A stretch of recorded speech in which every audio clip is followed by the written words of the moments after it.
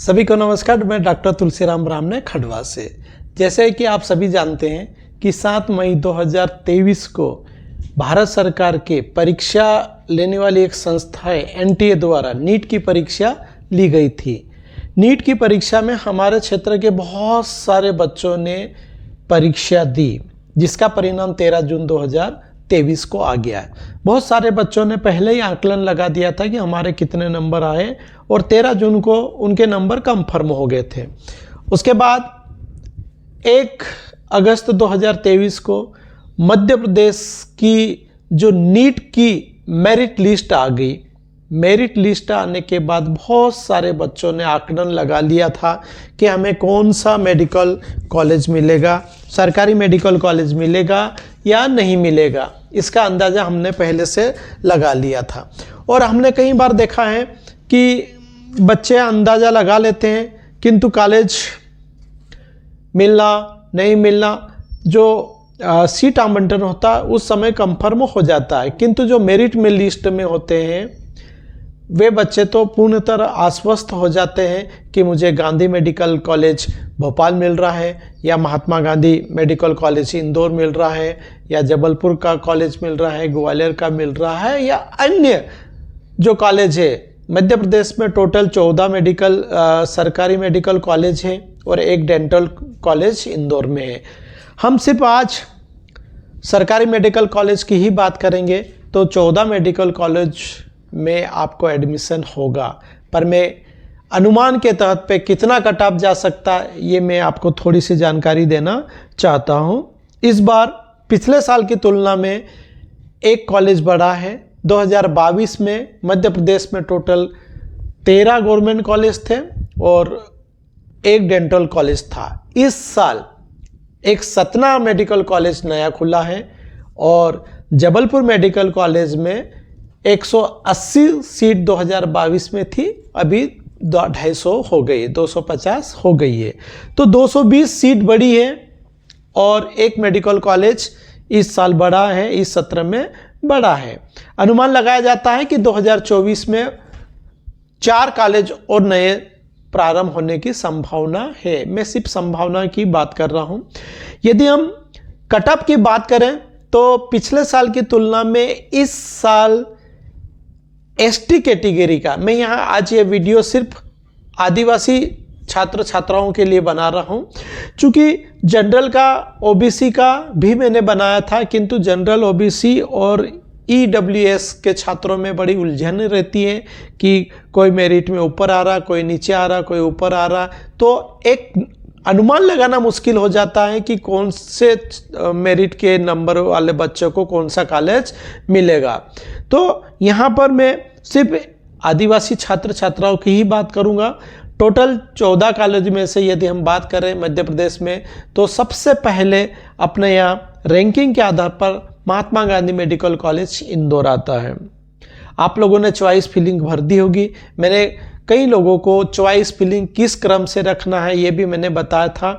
मैंने जो क्रम निर्धारित किया है उस अनुसार मैं मेरिट लिस्ट बनाता हूँ, तो हो सकता है उसके आजू बाजू 1-2 नंबर आगे पीछे हो सकते हैं, पर यही कट ऑफ लगभग होने की संभावना है। मैं संभावना की ही बात कर रहा हूँ, हो सकता है आगे पीछे अंतर हो जाएगा, किंतु आखिरी जो परिणाम निकलेगा, क्योंकि कई बच्चों की प्रायोरिटी कुछ किसी की इंदौर होती है, किसी की भोपाल होती है, किसी की जबलपुर होती है, किसी की ग्वालियर हो सकती है, और कोई बच्चा रतलाम, खंडवा, शिवपुरी, शहडोल, छिंदवाड़ा आदि कॉलेजों में भी जाना चाहता है, तो उसकी प्रायोरिटी वहाँ हो सकती है, तो वहाँ पर भी वो एडमिशन ले सकता है। पर मैंने एक अनुमान के तौर पर इंदौर कॉलेज को यदि सभी बच्चे प्राथमिकता देते हैं तो 444 कट ऑफ होने की संभावना बनी है। उसके बाद दूसरा मेडिकल कॉलेज जो आता है, गांधी मेडिकल कॉलेज आता है, वहाँ लगभग 421 तक संभावना मुझे लग रही है। पिछले साल ये काफ़ी नीचे था,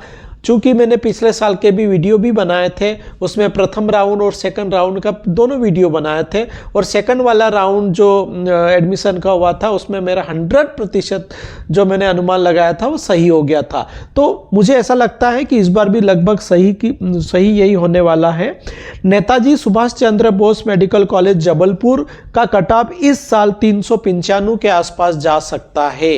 चुके हैं। गजराज मेडिकल कॉलेज ग्वालियर में तो लगभग 388 कट ऑफ हो सकता है, ऊपर नीचे हो सकता है 1-2 नंबर। उसके बाद श्याम शाह मेडिकल कॉलेज रीवा में 380, बुंदेलखंड मेडिकल कॉलेज में सागर में 375। ये 6 मेडिकल कॉलेज पुराने कॉलेज हैं, ये 2018 के पहले स्थापित हुए थे, इसलिए बच्चों की प्राथमिकता पुराने कॉलेज में ज़्यादा रहती है। नए कॉलेज भी आ गए, नए कॉलेज में भी बहुत सारी सुविधाएं हो गई है, तो बच्चे अभी नए कॉलेज को भी प्राथमिकता देने लग गए हैं। उसके बाद यदि हम रतलाम मेडिकल कॉलेज की बात करेंगे तो 370 के आसपास जा सकता है। Atal Bihari Vajpayee government medical college Vidisha में 362 तक कट ऑफ जा सकता है। Nand Kumar Singh Chouhan government medical college Khandwa में 360 तक कट ऑफ जा सकता है। Chhindwara institute of medical college में 355 तक कट ऑफ जा सकता है। गवर्नमेंट मेडिकल कॉलेज दतिया में 350-350 तक कट ऑफ जा सकता है। उसके बाद यदि हम देखेंगे तो श्रीमंत राजमाता विजय राज सिंधिया मेडिकल कॉलेज शिवपुरी में 348 तक कट ऑफ जा सकता है। यह सिर्फ अनुमान बता रहा हूँ मैं, ऊपर नीचे हो सकता है, क्योंकि इस बार बच्चों ने खूब मेहनत करी है और अच्छे नंबर लाए हैं। नहीं तो पिछले सालों को यदि आप रिकॉर्ड निकाल के देख लेंगे तो कट ऑफ बहुत नीचे होता था। पिछले वाले राउंड में 308 कट ऑफ रहा था। इस बार थोड़ा बढ़ रहा है, कंपटीशन बढ़ रहे हैं, बच्चों की संख्या बढ़ रहे हैं, बच्चे की मेहनत करने की क्षमता बढ़ती जा रही है, लगातार बच्चे मेहनत कर रहे हैं, जिससे कट ऑफ बहुत ऊपर जा रहा है। उसके बाद यदि हम बात करें 2 मेडिकल कॉलेज और बचे हैं।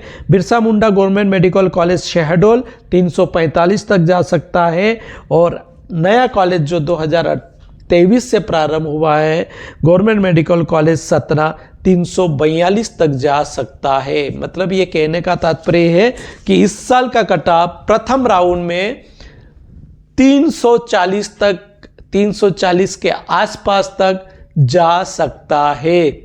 आ गया था 316-17 में प्रथम राउंड हुआ था और 308 सेकंड राउंड में हुआ था। तो इस साल लगभग 20-25 अंक बढ़ रहे हैं। मतलब कहने का तात्पर्य यही है कि बच्चे निरंतर आदिवासी बेल्ट से तैयारी रात दिन लगा के कर रहे हैं। तो निश्चित ही आप लोगों के नंबर यदि इसमें आए होंगे, 340 तक आए होंगे, तो आपको प्रथम राउंड में एडमिशन मिल जाएगा।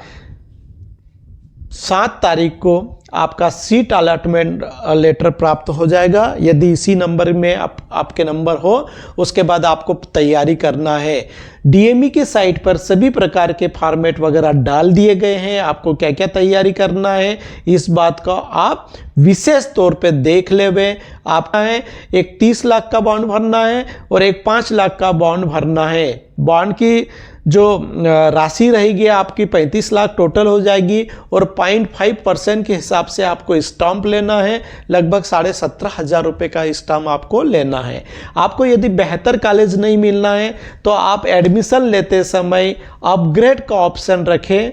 अपग्रेड का ऑप्शन रखने पर आपको ये वाले बॉन्ड जो मैंने बताया 17,500 के, वो अभी नहीं देना है।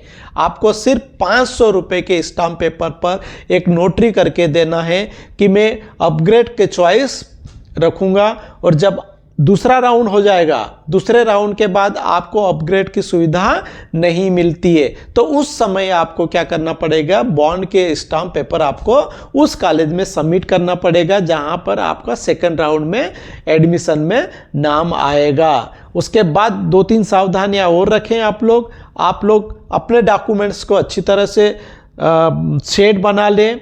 एक सेट आप रंगीन कलर वाला सेट निकाल लें। आपको अपने जितने भी डॉक्यूमेंट्स हैं वो पेन ड्राइव में सेव करके रख लें, क्योंकि मेडिकल कॉलेज में ये सभी चीज़ें मांगी जाती है। उसके बाद आप लोग समय का ध्यान रखें कि जिस निर्धारित समय है 8 अगस्त से जो भी तारीख तय की गई है उसके अंदर आप जल्दी से जल्दी जितना जल्दी हो सके एडमिशन प्राप्त कर ले। उसके बाद आपको फीस की बात की जाए तो फीस जो होती है छात्रवृत्ति के लिए आदिवासी में मध्य प्रदेश शासन में आय सीमा समाप्त कर दी है, कोई बंधन नहीं रखा है। तो इस बात का ध्यान भी रखेंगे। साथ ही आपका बैंक अकाउंट जो भी जितना भी पेमेंट फीस वगैरह होना है वो ऑनलाइन होना है, तो आपका बैंक अकाउंट KYC है कि नहीं चेक कर ले। इंटरनेट बैंकिंग की सुविधा यदि हो तो ठीक है, नहीं हो तो कोई दिक्कत नहीं है, आप बैंक में जाके उसका कर सकते हैं। तो आप लोग एक एक्टिव अकाउंट्स आपके पास होना चाहिए। सभी को बहुत बहुत शुभकामनाएं, आपको अच्छा से अच्छा कॉलेज मिले। 7 अगस्त 2023 को आपके हाथ में अलॉटमेंट लेटर आ जाएगा और उसी के आधार पर आप एडमिशन लेने जाएंगे। बढ़िया तैयारी के साथ जाएं, फोटोकॉपी वगैरह अच्छी से करवा के रख ले। आपकी जो फ़ोटो नीट के समय फॉर्म भरते समय आपने लगाई थी वही फ़ोटो आपको लगाना है। यदि पर्याप्त नहीं है तो उसकी संख्या बढ़ा ले, 10-20 फ़ोटो 20 फ़ोटो तैयार रखें। उसके बाद आपको हॉस्टल की सुविधा की भी आवश्यकता होगी, तो वहाँ पे भी मम्मी पापा की फ़ोटो भी लगेगी, वो भी फ़ोटो रखें साथ में मम्मी पापा। और आपका आधार कार्ड अपडेट हो कि नहीं इसके बात को भी देख लें। अपडेट तो होगा ही होगा, तो आप आधार कार्ड को साथ में लेके जरूर जाइए। साथ ही जिन छात्रों के नंबर इससे 5 या 10 नंबर तक नीचे हैं वो सेकंड राउंड के लिए इंतज़ार कर सकते हैं। अभी आपका अलॉटमेंट नहीं हुआ, सेकंड राउंड में आपकी और संभावना बनी रहती है। सेकंड राउंड में सीटें थोड़ी सी बढ़ जाती है। यदि हम आदिवासी ST सीट की ही बात करें तो लगभग 30 से 40 सीटें बढ़ जाती है। अब ये कहाँ से बढ़ती है ये आपको बताने की ज़रूरत नहीं है, क्योंकि जो विकलांग के बच्चे हैं, भूतपूर्व सैनिकों के बच्चे हैं, स्वतंत्रता सेनानी के बच्चे हैं, आदिवासी ST में इनकी संख्या बहुत कम है। अभी मैंने मेरिट की लिस्ट देखने पर मात्र मुझे 13 बच्चे दिख रहे हैं और लगभग 40 से 45 सीटें, तो वो पूरी की पूरी सीटें ट्रांसफ़र हो जाती है। सेकंड राउंड के बाद सेकंड राउंड में क्या होता है कि ऑल इंडिया कोटे की भी कुछ सीटें ट्रांसफ़र हो जाती है, उसके बाद उनका मेरिट बनता है। तो आप सेकंड राउंड में उम्मीद लगा सकते हैं। ये मेरा वीडियो आने के बाद मैं सेकंड राउंड का वीडियो भी बनाऊंगा, वो ज़रूर देखें।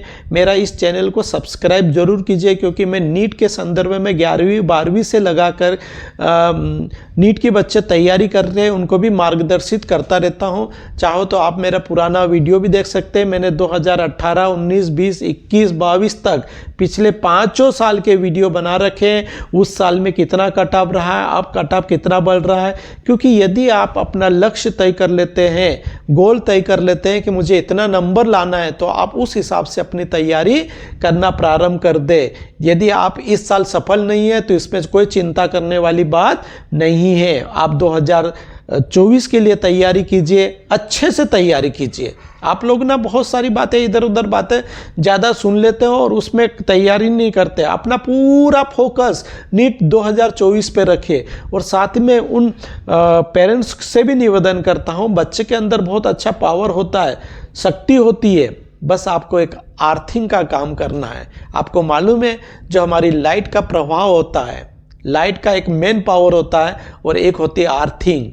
तो बच्चे तो मेन पावर है, आपको बस अर्थिंग का काम करना है। तो सपोर्ट कीजिए बच्चों को, सपोर्ट कीजिए बच्चों को, ताकि उनका सिर्फ एक ही उद्देश्य रहे कि नीट में अच्छा स्कोर कैसा लाए। और नीट में अच्छा स्कोर लाएंगे तो अच्छा कॉलेज मिलेगा ही मिलेगा। यदि मैं इस साल मेडिकल कॉलेज का मेरिट देखता हूँ तो अपने यहाँ बच्चे, बहुत सारे बच्चे हैं जो एम्स में भी गए हैं, ऑल इंडिया कोटे से भी गए हैं और अच्छे अच्छे कॉलेजों को प्राप्त किया। उन्होंने सिर्फ लगन के साथ पढ़ाई की, पूरी अपनी क्षमताओं का उपयोग किया है, अपनी पूरी शक्ति का उपयोग यदि एक ही दिशा में करेंगे तो सफलता आपके कदमों को जरूर चूमेगी। तो बच्चों के साथ साथ पेरेंट्स का भी यह दायित्व होता है कि वो भी समय समय पर बच्चों का ध्यान रखें और थोड़ा सा उनकी मदद करें, ताकि उनकी सफलता उनके कदमों में आ जाए। इन्हीं शुभकामनाओं के साथ मैं आपको सेकंड राउंड में फिर से मिलूंगा। सभी को नमस्कार।